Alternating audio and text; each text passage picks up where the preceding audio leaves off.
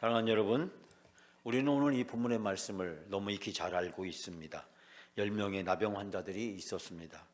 한센시 병을 앓고 있던 이 사람들은 몸에 나쁜 세균이 들어가서 몸이 썩으면서 마디마디가 떨어져 나가면서 냄새가 나지만 전혀 통증이 없는 병입니다. 제가 여수에 있는 애양원을 방문했을 때 그 애양원에 계신 분들을 발견하면서 많은 생각을 했습니다. 제가 어렸을 때 저희 시골에서도 바로 이 한센시 병을 걸린 사람들을 종종 만날 수가 있었습니다. 그런데 이 병은 치료 방법이 특별히 없고 또 회복이 불가능한 절망적인 병이었습니다. 당시 상황에서 이 병을 걸린다는 것은 하나님의 심판을 받고 하나님께 저주를 받은 부정한 삶이라고 생각을 했습니다. 사회적으로 종교적으로 이들은 철저하게 격리된 삶을 살았고 어떻게 보면 평생 가족을 만날 수도 없고 죽을 날만 기다리고 있는 현대판 고래장과 같은 서글픈 병이었습니다. 그런데 오늘 본문의 말씀에 보면 그 중에 10명의 이 병에 걸린 사람이 예수님을 찾아옵니다. 이들은 자기들의 삶의 상황을 포기하지 않았습니다. 예수님이란 소문을 들었고 예수님이라면 자기 병을 고칠 수 있으리라. 세상에 그 누구도 해결하지 못한 문제를 예수님은 해결할 수 있으리라는 믿음을 가졌습니다. 예수님을 찾아온 이 10명, 정말 대단한 믿음을 가진 사람이었습니다. 좋은 약을 다 썼고 모든 수단과 방법을 다 동원했지만 그 모든 것들이 이들의 문제를 해결할 수 없었지만 예수님이라면 해결할 수 있으리라는 믿음을 가지고 예수님 앞에 오게 되었습니다. 그리고 예수님을 향해서 간절히 소리짓고 자기들의 믿음과 신앙을 고백합니다. 예수여, 우리를 불쌍히 여겨 주시옵소서. 간절히 예수님께 부르짖고 기도합니다. 예수님에 대한 믿음을 행동으로 표현합니다. 믿음을 마음속으로만 가지고 있었던 것이 아니라 구체적인 행동을 통해서 예수님을 향해서 간절히 부르짖고 기도합니다. 예수님은 그들의 기도를 들으셨고 그들에게 긍휼과 은혜를 베풀어 주셨습니다.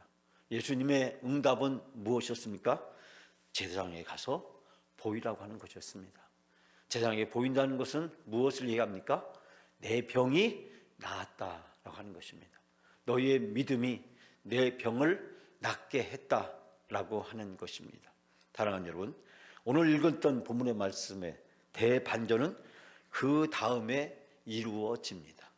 그 10명 중에서 단 한 명만이 예수님에게로 돌아왔습니다. 저는 오늘 말씀을 통해서 두 가지를 생각해 보고자 합니다. 첫 번째, 예수 그리스도를 만났음에도 불구하고 병을 고치는 데서 그쳤던 9사람. 여러분, 그 9사람 중에서 한 명, 바로 한 사람이 우리 자신입니다. 하나님의 은혜를 입었음에도 불구하고 예수 그리스도를 통해서 놀라운 사랑을 받았음에도 불구하고 감사하지 못했던 그 9명 중에서 바로 그 한 사람이 우리 자신임을 발견해야 됩니다.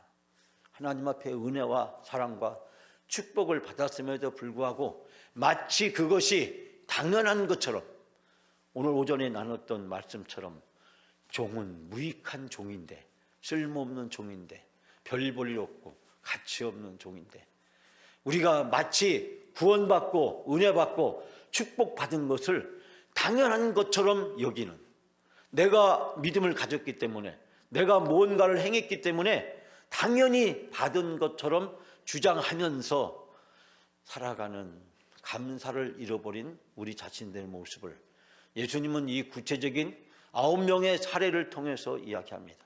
어떻게 보면 예수님께서 하시고자 하는 말씀은 되돌아온 한 명의 관심을 있는 것이 아니라 9명의 관심을 갖습니다. 우리는 9명을 통해서 통렬히 우리 자신의 모습을 발견해야 됩니다. 은혜 받았음에도 불구하고 감사하지 못하고, 사랑받았음에도 불구하고 감사하지 못하고, 축복 받았음에도 불구하고 감사하지 않고 살았던 우리 자신, 입에서 끊임없이 불평과 불만만 내어놓으면서 오늘 날씨가 왜 이래? 아니, 날씨가 따뜻한 것도 불평을 하고, 날씨가 흐리면 흐리다고 불평하고, 좋으면 좋다고 불평하고, 우리는 늘 입에서 불평과 불만을 달고 살아갑니다. 날씨 하나조차도 이런데 우리 인생 전체에서 우리 자신을 돌이켜보면 이 9명은 그 중에 한 명이 바로 우리 자신임을 발견할 수 있게 됩니다. 동시에 바로 예수님에게 돌아왔던 바로 그 한 사람이 우리 자신이 되어져야 함을 발견합니다.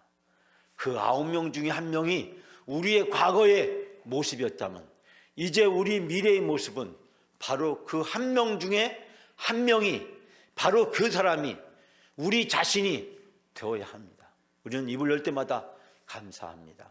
입을 열 때마다 하나님의 사랑과 은혜와 축복에 대해서 늘 감사하고 살아야 됩니다.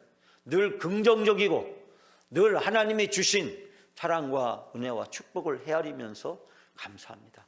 아침에 눈을 떴을 때 감사합니다. 하루를 시작하면서 우리가 접하게 되는 모든 것을 향해서 감사의 신앙과 믿음을 가지고 살아가시는 여러분이 되시길 바랍니다. 그때 하루의 삶이 경이롭게 바뀌게 될 것이고 하루의 삶 속에서 하나님의 놀라운 은혜와 축복을 풍성하게 누리게 될 줄 믿습니다. 오늘 이 감사절날, 이 행복한 교회에서 우리가 예배드릴 수 있는 것이 얼마나 감사합니까? 아침 말씀에 코로나로 인해서 수백만 명, 어쩌면 수천만 명의 사람들이 죽어가고 지금 고통을 당하고 있습니다. 이 지구상에 지금도 여러 가지 질병과 전쟁과 기근과 말로 할 수 없는 많은 문제들로 인해서 자유롭게 예배드릴 수 없는 그 많은 사람들 중에서 우리가 오늘 교회에 와서 예배드릴 수 있는 것 너무나 큰 은혜고 축복인 줄 믿습니다.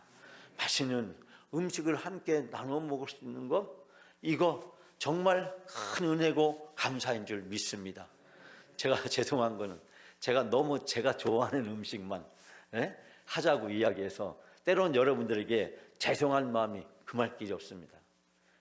그렇지만 제가 오늘 점심을 함께 나누면서 얼마나 행복하고 좋은지, 얼마나 기쁜지, 영광교회 와서 예배 드릴 수 있다는 거, 함께 이 교회를 섬길 수 있다는 거, 이게 축복이고 은혜구나. 여러분, 그런데 오후에 이렇게 찬양 축제에 함께 와서 또 찬양을 통해서 은혜 받고 영광 돌릴 수 있게 된 것, 하나님의 큰 은혜고 축복인 줄 믿습니다. 우리 입에서 늘 감사가 넘치는 삶을 사시는 여러분이 되시길 바랍니다. 우리 교회 약간의 어려움이 있습니다. 앞으로 저걸 즐기면서 살아갑시다. 저렇게 찬송 부르고 저렇게 기도하는 사람이 있어서 우리가 더 깨어서 기도할 수 있고, 더 우리가 하나님 앞에 영적으로 더 다가갈 수 있고, 저런 것조차도 이제는 불편하게 느껴지는 것이 아니라 오히려 하나님이 우리를 깨우기 위해서, 영적으로 성장시키기 위해서, 더 큰 믿음을 주시기 위해서 이런 일도 우리가 허락해 주시는구나.